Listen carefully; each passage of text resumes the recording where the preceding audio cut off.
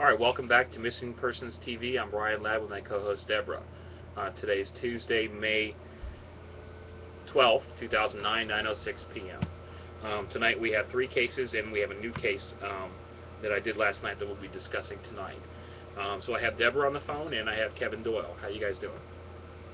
Hey. Hey, is that being good? Yeah. Okay. How you doing, Deborah? I'm doing fine. How are you doing tonight, Brian? I'm pretty good. I have a job tomorrow morning to go to, so I got to be up probably about 6:30, 7 o'clock. Going out with Brett. We're going to be doing some stuff that Brett does. He does pressure washing and cleaning. I told you guys we did a hood cleaning before. So anyways, I'm going to go out and do some real physical labor tomorrow, which I like. So I'll be gone most of the day tomorrow, but I should be able to do a show tomorrow night if you want to, Deborah. Okay. And I know we haven't been doing a show. We haven't done a show in a few days. Really, that's my fault. I've been doing other things, getting kind of sidetracked into what's really important. And Deborah reminded me that is missing people. So we're here, and we're going to do these cases. And as we do them, though, remember all these cases are posted on the website, and you can find that at briansdreams.com and click on the Missing Persons tab, or you can go to Missing Persons Forum. And speaking of the forum, let me get the graphic up there. That's not on top of my head tonight. Okay, there we go. Okay, so the cases we're going to discuss tonight are as follows. Case number 594, Samuel R. Martin. 595, Danielle Embo and Richard Petrone. 596, Kathy Moulton. And the new case tonight will be case 740, which is Bryant Rodriguez.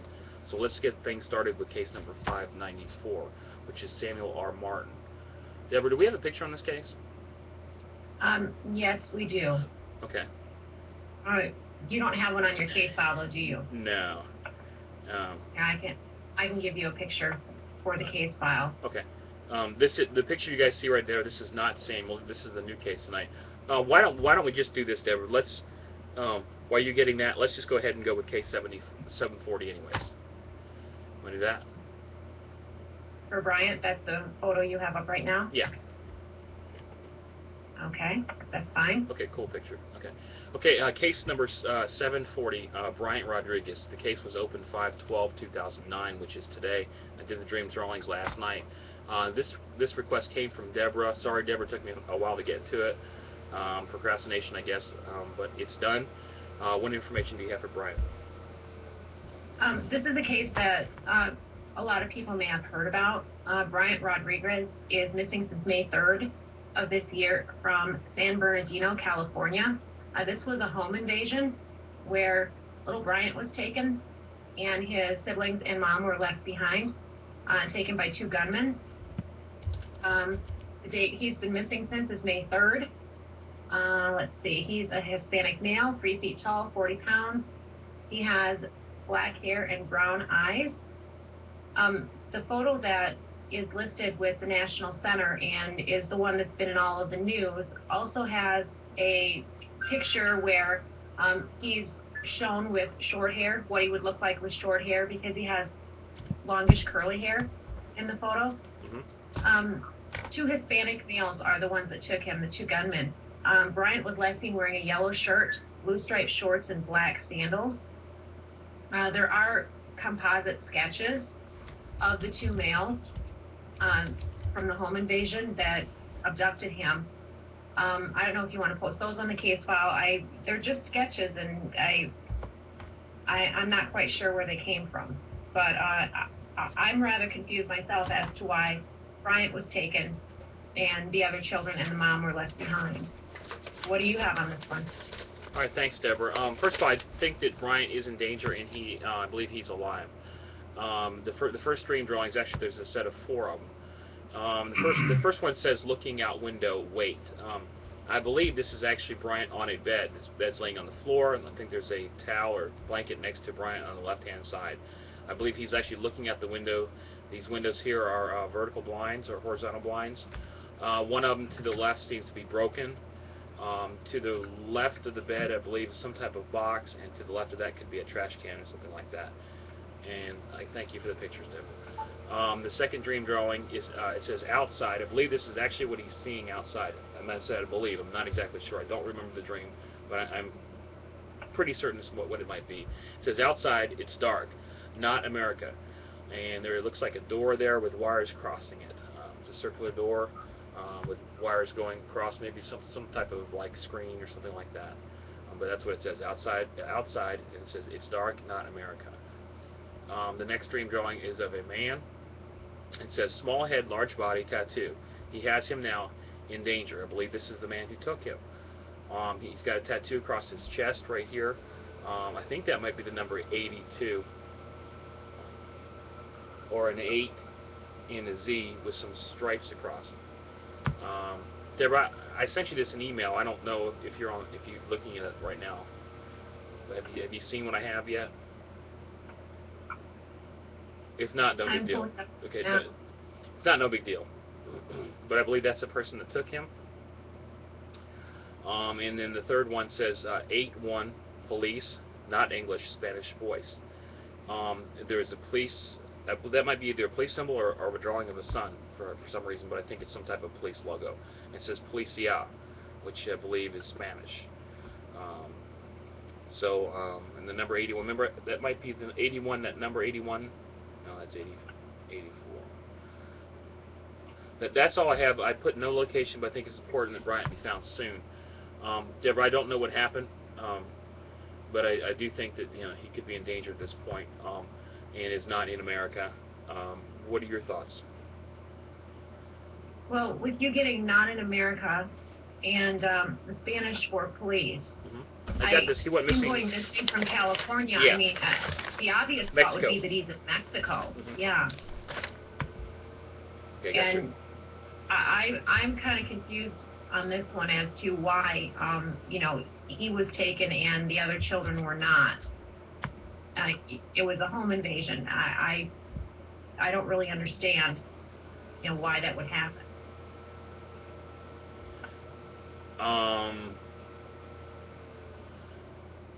Drugs. Yeah, well, kidnapping, police, gangs. But still kind of confusing as to why they take one and leave the other children in the home with the mom. What were the ages of the other children? I think the other ones were older. So this would be their most vulnerable. And I was not able to find that. This would be the most vulnerable child then, the one that would probably affect them the most. Right? That's a good point. That's a good point. And the one that they could probably easily control, wouldn't be apt to escape. That's a composite of him on the bottom left of the picture. That would with different hair.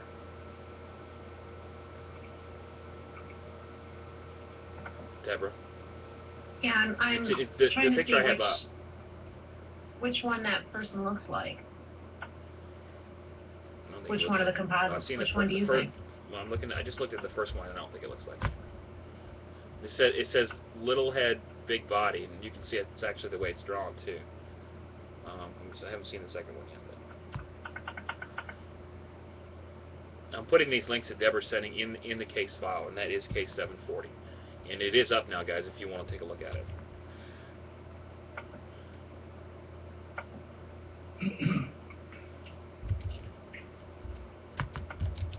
Kevin, do you have any thoughts? Yeah, go ahead. These two people that broke into the home, who were they described as, or what were they described as? Mexican or Hispanic? You see the pictures of them, right? They're not very. They're really small here. What's what I'm getting? Really small pictures. Deborah. I just have a feeling that something was very, very important, and it was something they had to do in order to stay involved with the organization that they're with. Organization? Yeah, well organized. But these two goofballs, they did it, I think. Here, these photos are bigger, Brian. Well, okay, thanks, Deborah. Kevin, say that again. What do you think? I just feel that these two goofballs that took the kid, they Is it organization? they were involved with some organization. Like the mob? I don't There is a large mob presence in Mexico. There's the Mexican mafia. Like There's a lot of like maybe they're one of them or both of them are being initiated and they had to do this in order to prove themselves or something. okay. It could be quite possible. But prove themselves as what, being a kidnapper? Prove themselves that they can do stuff like that. Deborah, we have any other information on the case as far as anything recent, real recent? No, they've had I'm tips looking coming in, but haven't led them anywhere yet, as far as what I could find. I've done a little reading here and there ever since this case broke. Okay. And there's really not a whole lot. This case is getting attention, though. So I don't know if, some of the listeners may know more.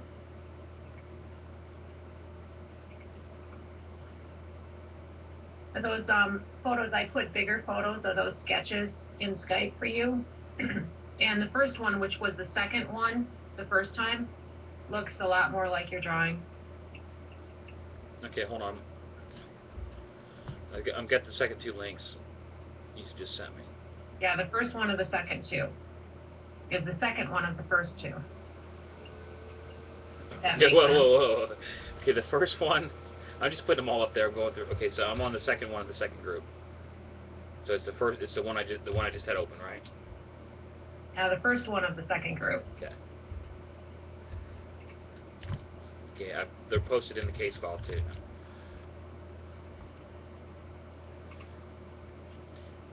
I don't see any comments in chat as far as anything new on this case. I was watching to see if someone had something to say. Okay. Yeah, somebody did say something. It is possible, I guess, Deborah. I don't think it looks exactly like him, but there is a similarity. Oh, more so than the other one. Yeah. Jim said that he was getting the feeling it's more of a custodial than kidnapping, and the family has no money. Okay. But I think he left the chat room. Yeah, I saw that. I'll post this in the case file too.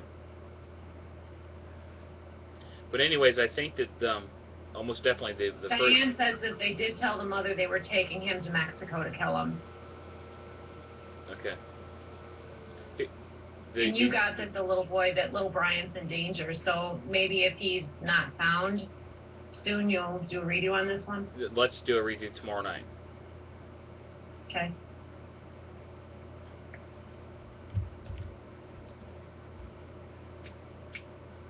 Because if I'm right here, this is an image of inside wherever he's at, and I think that's actually him on the bed. The second drawing could be, it says outside, actually could be what he's seeing from outside that window, so that might give us some type of location. Okay. And I've got that picture up too. Diane says they have possible video of the vehicle. Okay. I thought I'd seen something about surveillance and I couldn't verify it with a link. Jamie says they caught the guys on camera somewhere buying rope or tape. Is that where these pictures come in then? I don't know. Because if they caught them on camera, that's where they got deposits from, but apparently they were buying rope or tape and they got them on surveillance when they were doing that. The composite usually comes from a witness. Yeah, that's if they got them on tape, why normally we need tape, they release a tape. Right, let's see the pictures of the tape, or at least enhance it, get it, to do something. Right. Okay, but so far I have a picture of that composite up there. I have links to all 4 images from the NCMA.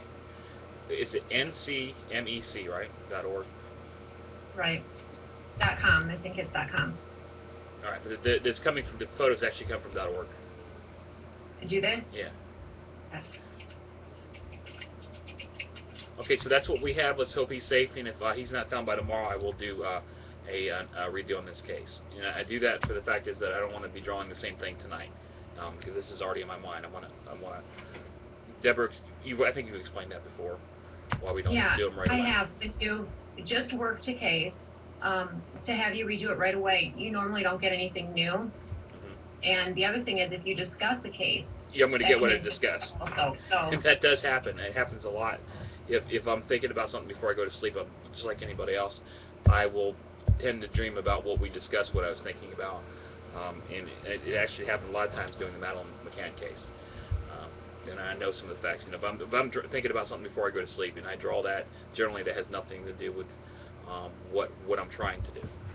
So that's why we do it. Anything else, Deborah? no, not really. Okay. Kevin? No. Okay. All right, let's move on then to case number 594, which is Samuel R. Martin. I don't have an image. You sent me an image, though, in Skype, though, right, Deborah? Yes, I did. Okay. The one from Porchlight USA. All right, let me get that up real quick on the case file. I don't have a graphic for the video right now, though. Okay. Samuel R. Martin. He's been missing since December of 2006. 6 feet 1 inch tall, 180 pounds, dark brown hair, dark brown eyes.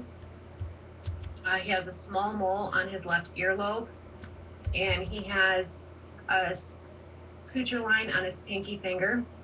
It says here size 13 shoes. I guess that's rather a large size, so Yeah. that's why it would warrant listing that. He's had extensive dental work, and he's missing from Fort Benning, Georgia. Sam had gone out with 2 other soldiers to a bar. They came back from the bar, but he went missing. They don't know who the soldiers were or the name of the bar that they went to. And it states here that the military did not tell Sam's family that he was missing. They found out in January of 2006, the month after he went missing, when they kept calling his cell phone and his voicemail was full.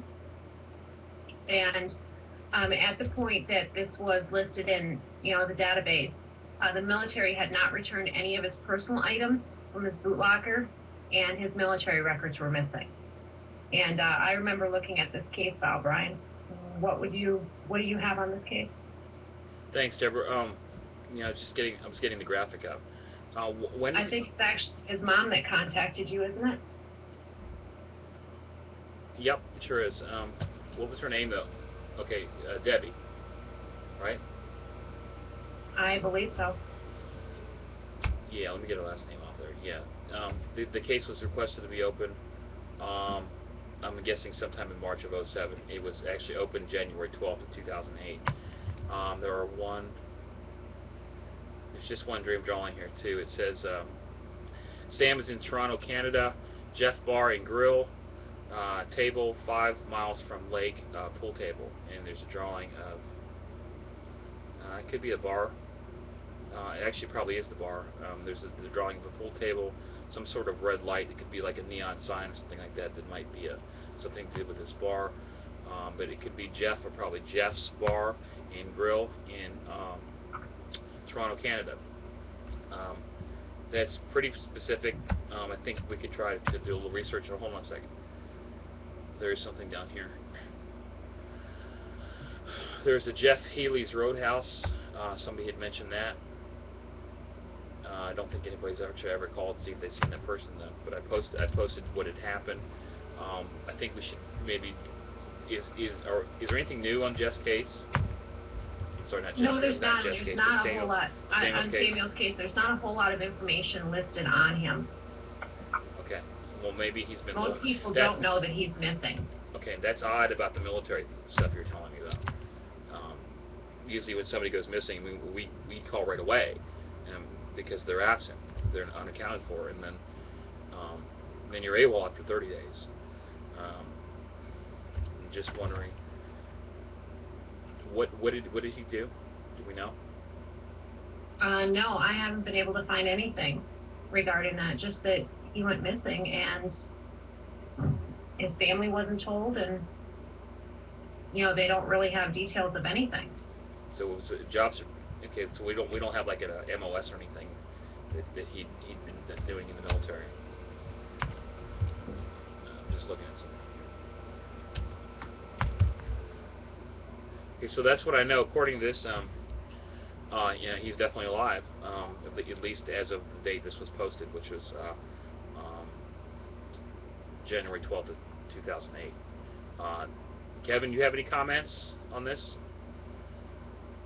Um, It's very strange that military personnel and then the military doesn't give the family any type of information. Then you're talking about records being missing. That sounds a little suspicious as far as the military goes.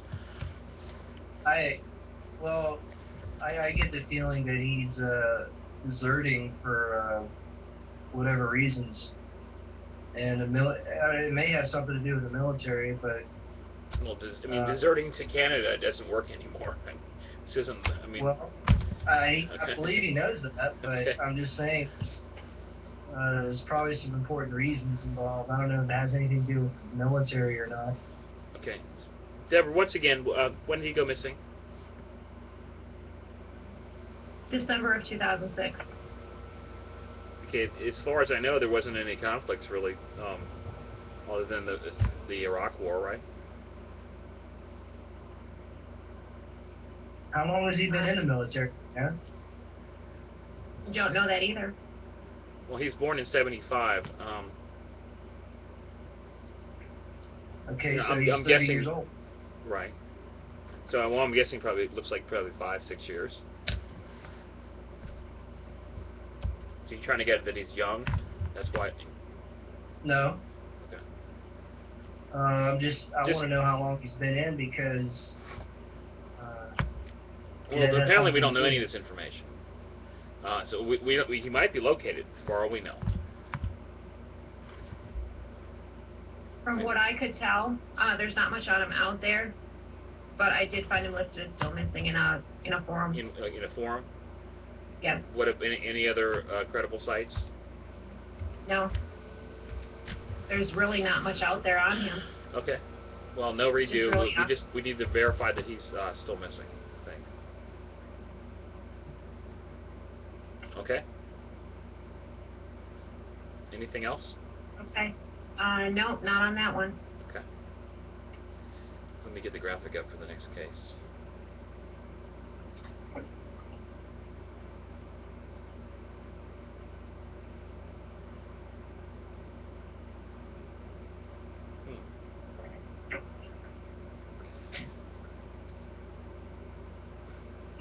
We might have to go without any graphics. I think I just lost everything. Hold on. You gonna fire me now, Deborah? No, I think I'll wait for one more mess up. Then you'll be fired. Okay. Well, I'm not fired. I found it. All right. The next case is case number 595. This is for Daniel Embo and Richard Petrone. Danielle, correct? Correct. Okay. I do have problems with pronunciation, but I am trying to improve my speech here. Anyway, so this is case number 595. It was requested to be open on April 27th of 2007, and the case was posted to the web, and dream drawings were done on January 12th of 2008. This case may be related to two other cases that we have open. Actually, one other case that we have open. Deborah, what information do we have for these two? They went missing together, and this case was reviewed one other time. You do have two cases open. Okay. For them. The same they're case? Missing. Pardon me? Is it the same case? Yes. Okay. I'll get that open too then. Go ahead. Okay. We have Richard Petrone Jr., missing since February 19th, 2005 from Philadelphia, Pennsylvania. Date of birth, August 29th, 1969, 35 at the time that he went missing. 5 feet 9 inches tall, 200 pounds, Caucasian male, brown hair, blue eyes. Richard goes by Rich or Richie. He has his daughter's name, her name is Angela, tattooed on his left bicep, and a tattoo of several clowns on his right bicep. He wears glasses, and he had a beard and a mustache at the time that he went missing. Last seen wearing a gray hooded polo sweatshirt, jeans, and sneakers. And then for Danielle Imbo, missing from the same date, February 19th, 2005, from Philadelphia. Her date of birth, January 1st, 1971, 34 when she went missing, 5 feet 5 inches tall, 118 pounds. Caucasian female with dark brown hair and hazel eyes. Danielle has a tattoo of flowers on her lower back, just a small gap between her two front teeth. She normally wears dark-colored Clinique lipstick and not much other makeup besides the lipstick. She always has her fingernails and toenails painted. At the time that she went missing, she was known to smoke about 1 pack of Marlboro Lights a day. She normally wears designer clothes. Her maiden name, Ottobre, or I'm not quite sure how to pronounce it, Ottobre. She was last seen wearing a cream-colored sweater, a dark-colored jacket, blue jeans, and she had 3 silver rings on one of her middle fingers. Richard and Danielle were dating. They were last seen at a bar and restaurant called Abilene's. That's in the 400 block of South Street in Philadelphia. They had drinks with friends there, and they left between 11 and 11:45. They were on their way to Danielle's home, which was located in Mount Laurel, New Jersey, and they haven't heard from either one of them again.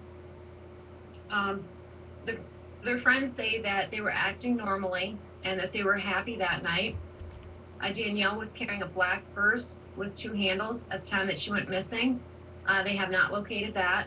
They were in Richard Patron's vehicle, which is a black and silver 4-door 2001 Dodge Dakota or Dodge Ram pickup truck, Pennsylvania license plate number YFH2319.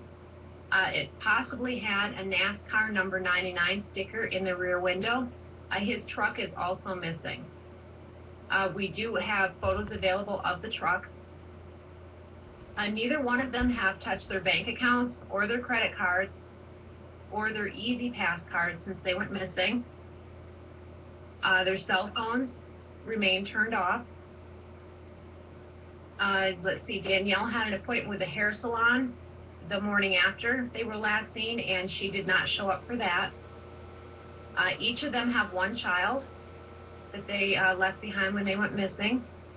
Danielle has a toddler-age son, and Richard has a teenage daughter. Both their families say that it would not be believable for them to go missing on their own. They had known each other when they were in high school, and they had begun dating each other about 10 months before they went missing. At the time, they were each separated. And let's see, Danielle was employed as a loan processor for a mortgage company at the time that she went missing, and she worked from home. Authorities have questioned people on both sides, associates of both of them. Richard and Danielle's estranged husband had exchanged threats with one another over the phone. And, there was some situations there, but they have not named him as a suspect. She did try several times to reconcile with her ex, and that did not work out. Let's see. As far as what happened to them, authorities have decided that it's most likely foul play. Now, this case, it's an awfully big truck to go missing. And I've seen the work that you've done on this case, Brian. And I can remember when I was researching this some months back, some things that I was learning about the case were matching up with what you had. Case 215, right? Or this case that we have open? I'm not sure which one of those case files it's on. Okay. But this could possibly have been a hit. That there was a hit put out on them. Okay. So you want to share what you have? Yeah. We did cover this case before as we were going in numerical order. This was case 215. We did show number 18, I believe, on this. Let me look. Yeah, show number 18, February 19th. Yeah, it said the truck we found on first anniversary. Richard killed Danielle. Rage, not over, in truck. Rope, Pine Street. Is that what you're talking about? Took 95 south. No, it's on. Okay. Well, anyway, so it might be on the other case file then. Well, and the because second one of them you did not really match up. What you're discussing now, that right. Richard may have done something. Mm-hmm. But then the other one that you did, I found information stating that the authorities think it could have been a hit. Okay. And that matched up with what you The had. second dream drawing, it says, took 95 south to North Carolina, stayed in the hotel 3 days, looking at the truck stop. We discussed this back in February in the show number 18, if you guys want to go see that. So we won't really talk about this one. Looking at that, I didn't see too many things that relate to the time I did this case back then, and then December 13th. This was done in 07. I'm sorry, of 06. December of 06 is 215. The case we're reviewing right now is 595. Same people, and that was January 12th of 08. The first dream drawing says, Joey, white male, dark eyes. Is this the one you're talking about, Deborah? I believe so, yes. Joey, white male, dark eyes, black tie. Took them at gunpoint to garage E, and then a question mark. Drove them to canal. I'm assuming it's a canal, like a water canal or something like that. Next dream drawing says, no boat, NX, uppercase NX. Gate was open, New Jersey. They are here, drain the water. And then translation comments on the bottom say, I believe that the couple was taken at gunpoint by a man named Joey. He may have carjacked them in a garage and made them drive to a water canal in New Jersey. I think he may have shot them and pushed their vehicle into the water. Dream drawing also says the gate was unlocked. It says he could have already known that. I feel death in this case, and I hope I'm wrong. Significant that it's a death symbol up there. Talking about the gate being unlocked. Maybe somebody that works for some type of water company or knows when gates are unlocked or had keys to some type of canal access. I know in California they call them aqueducts. So if you're going to hide a vehicle, it needs to be probably pretty deep, and then apparently the water tables need to stay above the vehicle. Deborah, do you have any thoughts or comments or on this? Or I mean, not really. Like, it's just that's an awfully big truck to go missing. Right. I didn't think we get any more specific, though. It's more specific location other than that canal in New Jersey, did we? No. Okay. And I see on Show 18 we did mention this case, too. So, Kevin, comments? Anything? Well, yeah, I feel that there's something definitely wrong, and I don't think they're alive. That's for sure. Okay. Okay. Thanks. Let's move on. The last case of tonight is case number 596, which is Kathy Moulton. The case was requested to be opened by Larry April 27th of 2007. The case was published to the web, and dream drawings were done on January 12th of 2008. Deborah, what information do we have for Kathy? This is for Kathy Marie Moulton. She's been missing since September 24th, 1971, from Portland, Maine. Her date of birth is June 28th, 1955. She was 16 when she went missing, 5 feet 4 inches tall, 98 pounds, Caucasian female with brown hair and blue eyes. She had her 4 eye teeth removed and was wearing braces and glasses at the time that she went missing. She does have scars on both of her feet, and she has a white spot on her left elbow and flat moles scattered across her back. Last seen wearing a navy blue all-weather coat, a navy blue dress, and brown leather shoes. She was planning on attending a YWCA dance on the night of September 24th, 1971. She asked her father to drop her off on Cumberland Avenue that afternoon. She wanted to do some shopping. She was planning on purchasing pantyhose and toothpaste before getting ready for the dance. She stopped at a music store on Forest Avenue later in the day to visit a friend of hers.